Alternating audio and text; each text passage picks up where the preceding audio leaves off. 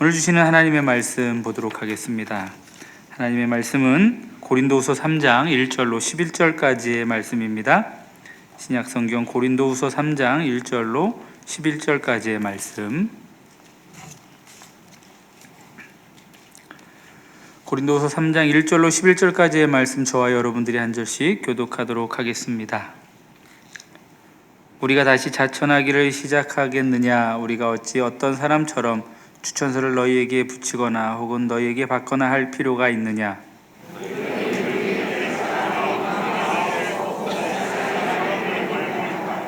너희는 우리로 말미암아 나타난 그리스도의 편지니 이는 먹으로 쓴 것이 아니요 오직 살아계신 하나님의 영으로 쓴 것이며 또 돌판에 쓴 것이 아니요 오직 육의 마음판에 쓴 것이라.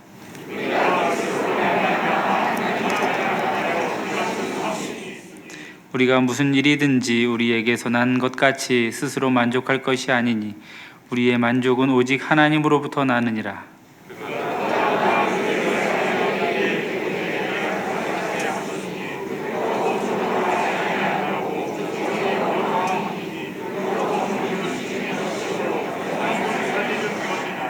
돌에 써서 새긴 죽게 하는 율법 조문의 직분도 영광이 있어 이스라엘 자손들은 모세의 얼굴이 없어질 영광 때문에도 그 얼굴을 주목하지 못하였거든.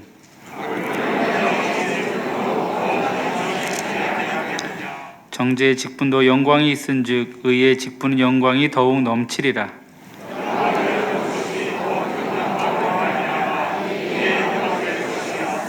함께 읽겠습니다. 없어질 것도 영광으로 말미암았은즉 길이 있을 것은 더욱 영광 가운데 있느니라. 아멘.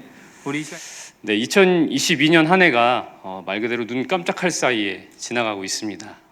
매년 이맘때쯤 되면은 성도님들께서 나누시는 대화를 들어보면 이런 대화를 많이 하십니다. 권사님 내년에는 어떤 부서에서 봉사하세요? 또 이런 얘기들. 또 집사님 우리 내년에 같이 우리 부서에서 좀 봉사 같이 하자. 이런 얘기들 많이 들려옵니다. 주보도 보시면 여러분 그 봉사자 모집하는 광고가 굉장히 많이 보이는 때입니다. 우리 교회는 참 감사하게도 대부분의 성도님들이 이렇게 예배 때 받은 은혜를 봉사로서 더욱더 아름답게 가꾸어가고 성숙하게 하기 위한 그런 훈련들이 잘 되어 있으셔서 각 부서마다 필요한 만큼 봉사자를 이렇게 모집하는데 크게 어려움이 없지 않나 조심스럽게 제가 한번 생각을 해보았습니다. 왜 웃으시죠? 예.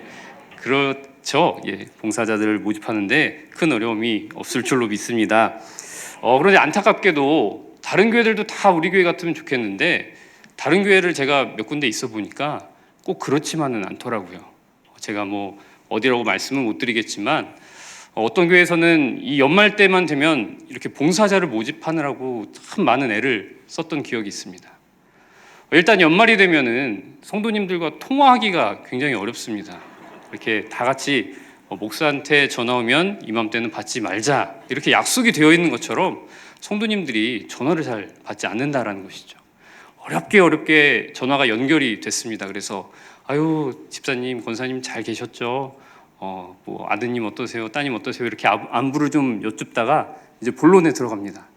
그런데 내년에 우리 이 부서에 이런 자리가 좀 있는데 내년에 좀 같이 맡아주셨으면 좋겠습니다. 이렇게 말씀을 드리면 아주 다채로운 이유를 대면서 거절을 하시는데 여러분들은 어떤 이유가 가장 많이 나올 거라고 생각이 되십니까? 예, 한 50대, 60대 정도 분들과 함께 봉사하는 부서다라고 한다면 손주 봐야 된다. 예, 그놈의 손주를 봐야 된다고. 손주를 봐야 돼서 봉사를 할 수가 없다. 그렇죠. 저희도 뭐 아이를 맡겼기 때문에 뭐 이렇게 할 말은 없습니다만은 그 손주를 봐야 된다는 이유가 가장 많이 등장을 합니다. 이제 청년들 같은 경우에는 어떤 이유가 가장 좀 봉사를 못하게 되는 그 이유가 가장 많이 나올 것 같으십니까? 시간이 없어요. 바빠요가 물론 있지만은 제가 경험한 바로는 의외로 시간이 없다라는 것보다도 제가 아직 훈련이 덜 돼서 자격이 없다라고 생각하는 그런 청년들이 많더라고요.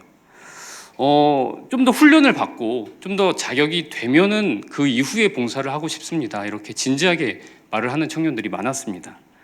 그러면 이제 제가 얘기를 하죠. 아니, 자격을 갖추고 봉사하는 사람이 어디 있겠느냐.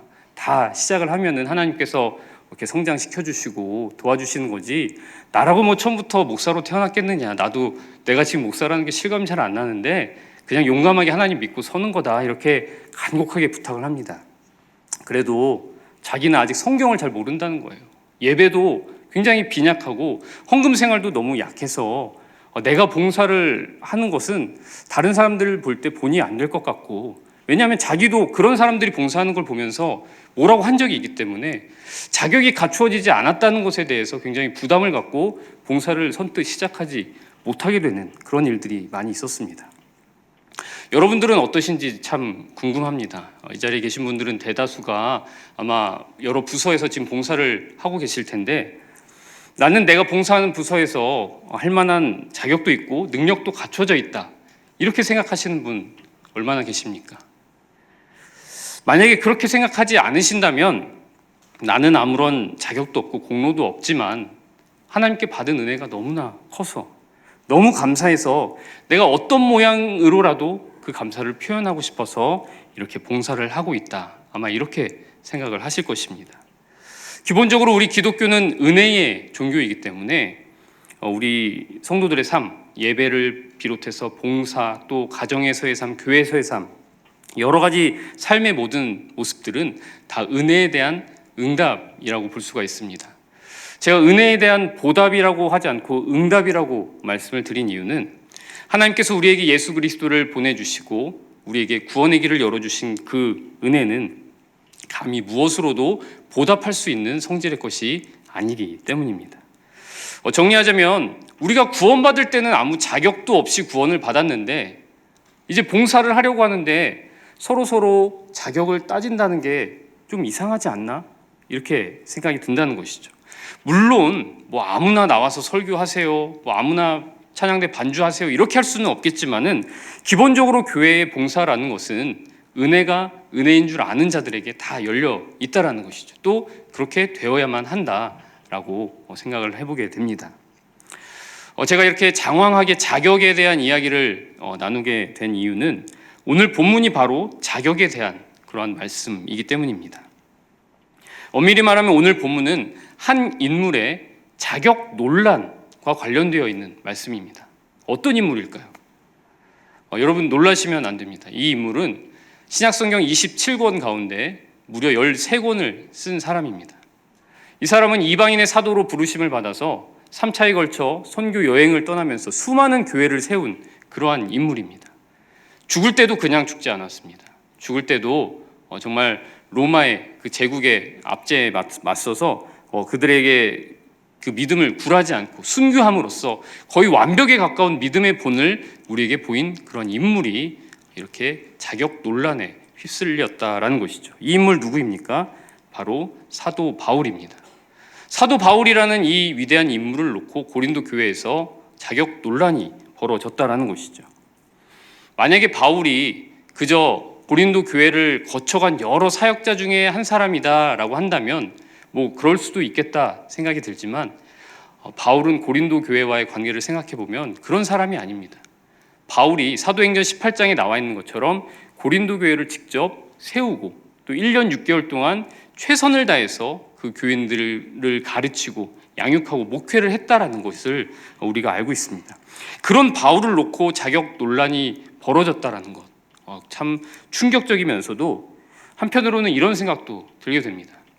바울도 이런 일을 겪었는데, 바울 같은 사람도 자격이 있네 없네 이런 말을 들었는데, 주님의 일을 하는 그 누구라도 이런 일을 겪을 수 있겠구나라고 생각을 해볼 수 있다는 것이죠. 여담입니다마는 이렇기 때문에 여러분은 앞으로 목사님들이 봉사를 같이 하자고 권면을 하면 저는 자격이 없어서 안 됩니다라는 말을 하시면 안 된다라는 거죠. 저 같은 사람이 봉사하면 사람들이 뭐라고 합니다. 당연히 뭐라고 하죠. 바울도 뭐라는 소리를 들었다니까요. 핑계를 대시면 안 된다는 것이죠. 사도 바울과 같이 위대한 인물도 자격이 있네 없네 이런 소리를 듣게 만드는 것이 이 세상 일이라는 것이죠.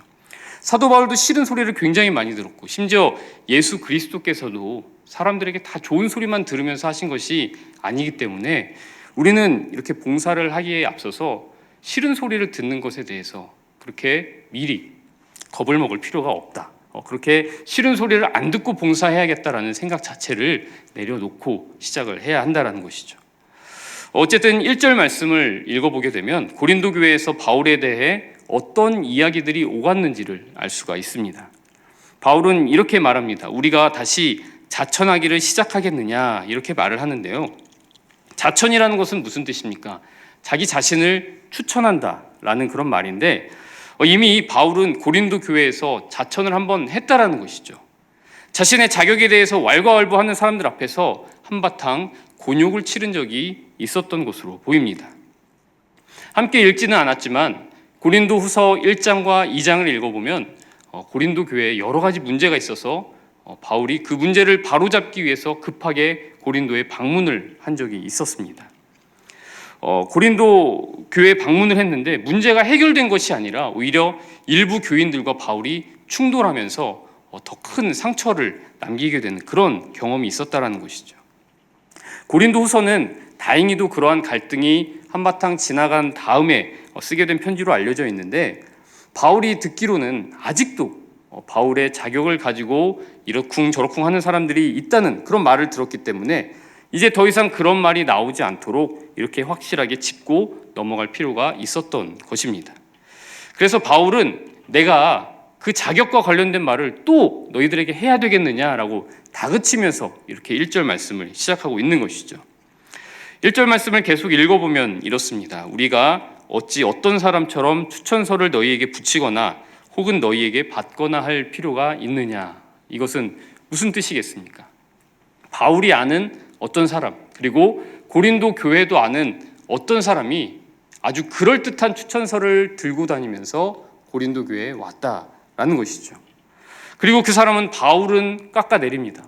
바울이 추천서가 없지 않았느냐라는 이야기를 하면서 바울은 깎아내리고 자신은 이렇게 상대적으로 높아지려는 그런 일들이 고린도 교회 가운데 있었다라는 것이죠. 바울은 고린도 교회를 직접 세웠던 자신과의 그 관계가 아니라 그럴듯해 보이는 추천서에 현혹되고 있는 그 교회를 향하여 심지어 바울에게도 추천서를 요구하는 그 교회를 직접 세운 바울에게 추천서를 한번 보여달라고 요구하는 그런 교회 앞에서 더 이상 그러면 안 된다라고 책망을 하고 있는 것입니다. 그러면서 바울은 2절에서 고린도 교회를 향하여 무엇이라고 이야기를 하느냐? 책망하다가 무엇이라고 이야기를 하느냐? 너희는 우리의 편지라 라고 이야기를 합니다. 여기서 말하는 편지는 우리가 알고 있는 그냥 단순히 소식을 주고받는 그 편지라기보다는 1절에 언급된 대로 추천서를 가리킨다고 보는 것이 더 맞습니다. 즉 고린도 교회의 그 존재 자체가 바울이 진정한 사역자라는 추천서가 된다라는 것입니다. 바울은 종이에 기록되어 있는 추천서와 고린도 교회 이 두 가지를 대조하면서 자신의 추천서, 즉 고린도 교회가 그 어떤 사람이 들고 다니는 추천서보다도 훨씬 더 강력하고 확실하다라고 주장을 하고 있는 것이죠. 3절 말씀은 이러한 주장에서 한 발짝 더 나가게 되는데요. 바울은 3절에서 뭐라고 이야기합니까? 너희는 우리로 말미암아 나타난 그리스도의 편지니라고 선포하고 있습니다. 고린도 교회는 바울이 참된 사역자라는 강력한 추천서이자 또 그 추천서를 기록한 분이 바로 예수 그리스도다라는 의미입니다. 고린도 교회를 세운 사람들은 바울과 그의 동역자들이죠. 하지만 그들은 그저 예수님의 위임을 받아서 그 일을 했을 뿐입니다. 또한 고린도 교회가 그리스도의 편지, 즉 그리스도께서 쓰신 편지라고 한다면 교회는 단지 바울을 위한 추천서일 뿐만 아니라 하나님께서 이 세상을 향하여 전하고자 하시는 메시지를 그들의 삶으로 나타내야 하는 그러한 편지의 역할도 지니게 되는 것입니다. 3절에서는 이 편지의 특징을 이렇게 말하고 있습니다. 이는 먹으로 쓴 것이 아니요 오직 살아계신 하나님의 영으로 쓴 것이며 또 돌판에 쓴 것이 아니요 오직 육의 마음판에 쓴 것이라. 그렇습니다. 먹으로 쓴 편지, 아무리 진하게 썼다고 할지라도 그 편지는 세월이 지나면 지워질 수밖에 없습니다. 희미해지고 사라져 버립니다. 그러나 살아계신 하나님의 영으로 육의 마음판에 쓴 편지는 아무리 오랜 세월이 지난다 해도 지워지지 않는다라는 것이죠. 또한 돌판에 쓴 편지도 오래 갈 것 같죠. 영원히 갈 것 같죠. 하지만 돌판이 깨어지거나 또 돌판이 닳아 없어진다면 그 편지 역시 지워지고 마는 것입니다. 그러나 하나님께서 하나님의 영으로 육의 마음판에 쓴 그 편지는 영원히 지워지지 않는다라는 것을 바울이 이야기하고 있는 것입니다. 또한 하나님의 영으로 쓴 편지는 어떤 특징이 있느냐? 하나님의 일꾼들에 의해서 계속해서 전파된다라는 특징이 있습니다. 성령에 사로잡힌 하나님의 일꾼들이 예수 그리스도의 죽으심과 다시 사심을 전파하여서 오늘날 우리들에게까지 복음이 전파된 것 아니겠습니까? 그리고 우리 청운교회 역시 그리스도의 편지라 불리기에 손색이 없도록 하나님께서 인도하여 주신 것입니다. 그리고 우리 또한 그리스도의 편지를 전하는 자들이 되게 하셨다라는 것이죠. 이처럼 그리스도의 편지라는 이 말은 고대 유물처럼 박물관에 전시되어 있는 그런 죽어있는 편지가 아니라 살아있는 편지인 것입니다. 지금도 살아서 아직도 주님을 모르는 자들의 그 마음판에 하나님의 일꾼들로 말미암아 하나님의 영으로 기록되는 편지가 바로 그리스도의 편지인 것입니다. 우리 청운교회는 그리스도의 편지입니까? 또 이 자리에 계신 여러분 모두 그리스도의 편지이십니까? 아멘입니다. 우리 교회는 말 그대로 그리스도께서 쓰신 편지처럼 하나님이 어떤 분이신지 또 예수님께서 우리 인류를 위해 어떤 일을 하셨는지 날마다 증거하는 교회이기 때문에 우리는 하나님의 그리스도의 편지라는 그 이름에 합당한 공동체가 되는 것입니다. 성령의 인도하심에 따라서 우리는 성령님께서 우리에게 부어주신 그 은혜와 사랑을 우리 이웃들에게 또 흘려보내는 공동체가 됩니다. 그런 공동체이기 때문에 우리는 그리스도의 편지, 우리 교인들 한 사람 한 사람이 다 그리스도의 편지가 된다라는 것이죠. 그런 차원에서 우리 옆에 계신 분들과 한번 인사해 볼까요? 당신은 그리스도의 편지입니다. 한번 인사해 보겠습니다. 예, 다시 한번 우리는 그리스도의 편지입니다. 인사해 보겠습니다. 네, 아멘. 예, 이렇게 아름답게 바울의 편지가 마무리되고 오늘 설교도 마무리가 되면 참 좋겠습니다만은 뭔가 한 가지 석연치가 않죠. 방금 당신은 그리스도의 편지입니다 해서 그리스도의 편지라는 말을 들으셨는데 마음이 어떠십니까? 부담이 안 되십니까? 부담 없이 그렇지 내가 그리스도의 편지지 이런 생각이 드셨습니까? 아니면 과연 내가 그리스도의 편지일까? 이런 생각이 드셨습니까? 2절 말씀을 보면 그리스도의 편지는 뭇 사람이 알고 읽는 바라고 되어 있습니다. 모든 사람들이 읽는 것이다 라는 것이죠. 믿음이 좋은 분들 또 모든 사람에게 존경받기에 합당한 분들은 뭐 그리스도의 편지라는 그 타이틀이 큰 부담이 되지 않을 것입니다. 그러나 소위 우리 평범한 성도님들 매일의 삶의 자리에서 이렇게 실수도 하고 좌절도 하고 그렇게 넘어지게 되는 성도님들은 그리스도의 편지라는 이 타이틀 굉장히 부담이 된다라는 것이죠. 저도 그리스도의 편지라는 타이틀이 너무 부담스러운 나머지 입이 자꾸 말라서 우리의 삶이 또한 그리스도를 나타내고 하나님의 사랑을 증거하는 삶이라고 한다면 그리스도의 편지라는 이름을 부담 없이 누릴 수가 있겠지만은 세상 사람들과 똑같은 가치를 따라간다면 오히려 세상 사람들보다 더 독하게 그들과 경쟁을 하고 있다면 과연 그런 사람들에게 그리스도의 편지라는 이름이 가당키나 할까 생각을 해봐야 된다는 것이죠. 우리 한국교회는 그리스도의 편지가 맞습니까? 한 3, 40년 전을 생각해 보면 그때도 물론 교회에 문제가 있었겠지만 그때만 해도 교회가 참 많은 이들에게 사랑을 받고 존경받고 또 이 세상의 소망이 되는 그런 교회가 아니었나 이렇게 추억을 해보게 됩니다. 그때였다면 한국교회가 그리스도의 편지다라고 말하는데 아무 거리낌이 없었겠지만 오늘날 한국교회가 그런 이름을 과연 받아들일 수 있는가 생각을 해보게 된다라는 것이죠. 물론 교회에서 무슨 일만 벌어지면 그 일을 막 굉장히 크게 부각시키는 세상의 그런 모습들 탓도 있지만 교회와 교인들이 세상의 존경을 받기에 굉장히 부족함이 있는 것도 사실이다라는 것이죠. 그리스도의 편지라는 그 이름의 무게가 오늘날을 살아가는 우리들에게는 너무나 무겁다는 생각을 하지 않을 수 없다라는 것이죠. 그렇다면 고린도 교회는 어땠는지 한번 바라보게 됩니다.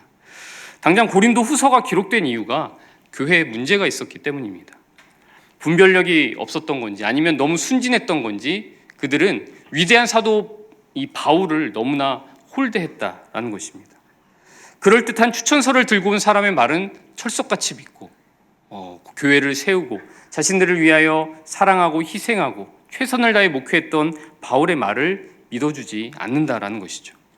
그뿐이 아닙니다. 고린도전서를 읽어보면 고린도 교회에 정말 많은 문제가 있었는데 나는 바울파다, 나는 아볼로파다, 나는 게바파다, 나는 그리스도파다 이렇게 서로 끼리끼리 팔을 지어서 우리가 더 우월하다고 그렇게 싸우던 교회가 고린도 교회였습니다.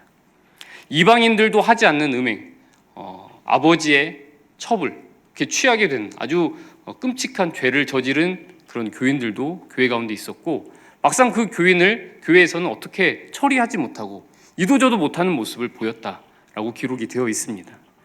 교인들 간에 분쟁이 생겼습니다. 그러면 대화로 풀든지 이렇게 영적으로 풀어나가야 하는데 세상 법정에 쉽게 맡겨버리고 송사를 걸었다라는 것이죠. 교인들 간에 차별하는 문제도 있었고요. 모임 시간이 되면 서로 자신의 은사를 뽐내느라고 굉장히 그 모임이 무질서해지는 경우도 많았다라고 합니다. 말 그대로 이렇게 문제의 종합 세트 같은 고린도 교회에 그리스도의 편지라는 이름이 과연 어울리느냐라는 것이죠. 심지어 바울에게 지금 고린도 교인들이 바울의 자격을 증명해달라라고 요구하는 그런 교회를 향하여서 바울은 왜 스스럼 없이 그리스도의 편지라는 이 영광스러운 이름을 허락하고 있는 것일까요? 이런 문제의식을 가지고 6절 말씀을 한번 보도록 하겠습니다. 6절 말씀 제가 봉독합니다. 그가 또한 우리를 새 언약의 일꾼 되기에 만족하게 하셨으니 율법 조문으로 하지 아니하고 오직 영으로 함이니 율법 조문은 죽이는 것이요 영은 살리는 것이니라. 아멘. 바울은 그리스도의 편지라고 하는 주제에서 또 한 걸음 나아갑니다. 바로 새 언약의 일꾼이라는 이야기를 합니다. 새 언약이란 하나님께서 이스라엘 백성들과 시내산에서 맺으셨던 그 옛날 언약, 그 옛 언약을 대체하는 개념입니다. 하나님께서는 이스라엘의 하나님이 되어주시고 또 이스라엘 백성들은 하나님의 백성이 되는 이 언약, 옛 언약의 가장 중심에는 율법이 있었습니다. 이스라엘은 율법을 성실하게 익히고 지킬 의무가 있었고 또 그것을 후대들에게 잘 가르쳐야 했지만 결국은 실패한 것을 우리가 알고 있습니다. 그렇게 언약을 깨트린 대가라면 대가랄까요? 그들은 이방 땅에 끌려가서 포로 생활을 하게 되었다는 것이죠. 그런데 바로 그때 포로로 끌려간 그때 하나님께서 새 언약을 맺자고 그들을 찾아오셨던 것입니다. 하나님께서는 예레미야나 에스겔과 같이 이 포로기에 활동하였던 선지자들을 통해서 이렇게 새 언약을 선포하여 주셨습니다. 돌판에 기록된 율법과는 다른 방식으로 성령께서 우리의 마음에 하나님의 법을 기록하실 것이라고 이미 구약에 예언이 되어 있었다라는 것이죠. 하나님께서는 옛 언약을 맺을 때에도 아무 자격도 공로도 없는 사람들, 400년 동안 애굽에서 종살이하던 사람들을 친히 건져주셔서 그들과 언약을 맺어주셨습니다. 새 언약을 선포하실 때에도 옛 언약을 깨트린 자들, 그래서 아무 자격도 없고 지금 징벌을 받아서 포로 생활을 하고 있는 자들을 하나님이 먼저 찾아가서 새 언약을 맺어주셨다는 것을 우리가 기억해야 한다는 것입니다. 예수님께서도 이러한 방식으로 새 언약을 선포하여 주셨습니다. 제자들과 최후의 만찬을 가지실 때를 보면 예수님께서 제자들에게 잔을 나누어 주시면서 이렇게 말씀을 하십니다. 이 잔은 내 피로 세우는 새 언약이니 이것을 행하여 마실 때마다 나를 기념하라고 말씀을 하셨습니다. 십자가에서 곧 흘리게 되실 그 피가 바로 예레미야나 예스겔에 의해서 선포된 그 예언된 새 언약의 증거가 된다라는 것입니다. 그런데 예수님께서 최후의 만찬을 이렇게 가지실 때에 제자들의 그 믿음의 상태, 영적 상태가 어떠했습니까? 그들은 순교를 각오한 그런 믿음의 굳센 용사들과 같은 그런 상태였습니까? 아니었습니다. 오히려 실망스럽게도 그들은 예수님께서 새 언약에 대해서 선포하신 지 불과 몇 시간 만에 예수님을 버리고 도망가는 자들이 되었습니다. 심지어 베드로는 예수님을 모른다고 3번이나 부인을 하였죠. 어떻게 보면 인생에서 가장 최악의 실패를 경험하기 직전에 예수님은 그들에게 새 언약을 선포하셨다라는 것입니다. 이처럼 하나님께서 사람들과 언약을 맺으실 때 사람들은 언제나 자격을 못 갖추고 있었습니다. 오히려 언약을 지키리라는 기대감이 가장 밑바닥에 있을 때 하나님께서 먼저 사람들을 찾아가시는 장면을 반복해서 보게 됩니다.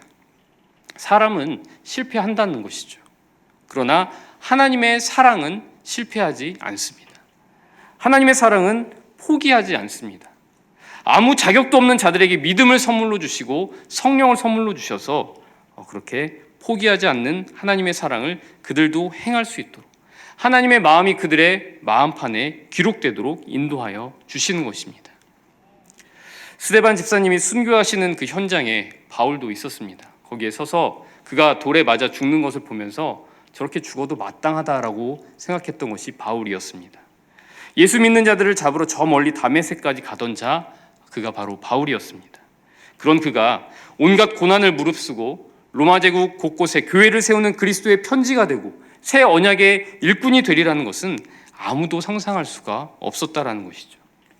이것은 바울이 했다기보다는 성령께서 그를 사로잡아서 인도하여 주셨다라고밖에 볼 수가 없습니다. 성령께서 하시는 일은 이처럼 너무나 신비하고 다양하여서 우리가 이루 다 셀 수가 없지만, 오늘 말씀과 또 바울의 일생을 통해서 우리가 알 수 있는 것은 이렇습니다. 성령께서는 우리와 함께 하셔서 하나님의 포기하지 않는 그 사랑을 일깨워 주시고 그 사랑을 우리의 행동으로 나타나게 해 주신다는 것입니다. 은혜를 모르는 자들, 그래서 자신을 비방하며 자격 논란을 일으킨 고린도 교회를 향하여 너희는 나의 추천서다, 너희는 바로 그리스도의 편지다라고 말할 수 있는 그 사랑, 원수를 눈앞에 두고도 아버지 저들의 죄를 사하여 주옵소서, 저들이 지금 하는 것을 알지 못함이니이다라고 용서할 수 있는 그 사랑, 아무 자격도 없고 공로도 없고 능력도 없지만 교회에서 맡겨주신 일에 그저 감사함으로 묵묵히 최선을 다하며 성도를 섬기며 교회를 섬기는 그 사랑이 우리 안에 성령이 거하고 계신다는 더할 나위 없는 증거가 된다라는 것입니다. 고린도 교회와 바울의 이야기는 이 이후에 어떻게 흘러갔을까요? 사도행전 20장을 보면 바울이 3달 동안 헬라에 머물렀다는 기록이 있습니다. 대체로 이 헬라가 바로 고린도였다라고 보고 있습니다. 문제를 바로잡기 위해서 고린도에 예전에 방문했을 때는 피차 많은 상처를 주고받았는데, 바울과 고린도 교회는 그 포기하지 않는 사랑으로 인해서 화해를 이룰 수가 있었습니다. 바울이 고린도에 3달 동안 머무는 때에 어떤 일이 있었느냐? 바울 서신 가운데 가장 분량이 많고 또 가장 중요한 편지로 여겨지는 로마서가 바로 이때 기록되었다라고 알려져 있습니다. 고린도 교회는 이처럼 바울이 서신 집필에 몰두할 수 있도록 그를 잘 후원하였고, 고린도 교회로부터 받은 사랑을 바울은 로마 교회를 비롯한 여러 곳에 자랑하며 그렇게 증거하는 아름다운 모습이 성경에 그려지고 있다는 것이죠. 고린도 교회가 그리스도의 편지가 될 수 있었던 것은, 그리고 우리가 그리스도의 편지가 될 수 있는 것은 이처럼 포기하지 않으시는 하나님의 사랑 덕분입니다. 독생자를 내어주시기까지 우리를 사랑하시는 하나님의 그 끈질긴 사랑이 자격 없는 우리를 그리스도의 편지로, 또 새 언약의 일꾼으로 감히 교회를 위해 봉사하는 자로 세워주시는 줄로 믿으시기 바랍니다. 나는 성령이 어떤 분이신지 참 어렵다, 잘 모르겠다, 내 안에 과연 성령이 계시는지 아닌지 확신이 들지 않는다, 이런 분들 혹시 계십니까? 하나님의 포기하지 않는 그 사랑을 인정하고 그 사랑이 나도 변화시켜서 사울이 바울이 된 것처럼 나도 그 포기하지 않는 사랑을 이렇게 행할 수 있도록 가꾸어 가신다, 이런 믿음이 있다면 그 누구라도 성령이 거하시는 분이 맞습니다. 이미 하나님께서는 우리 마음에 지워지지 않는 편지를 기록해 놓으셨습니다. 11절 말씀에 없어질 것도 영광으로 말미암았은즉 길이 있을 것은 더욱 영광 가운데 있느니라, 바울이 이렇게 말을 하였습니다. 우리에게 영광이 약속되어 있다라는 것이죠. 모든 자격은 결코 우리에게서 나오는 것이 아닙니다.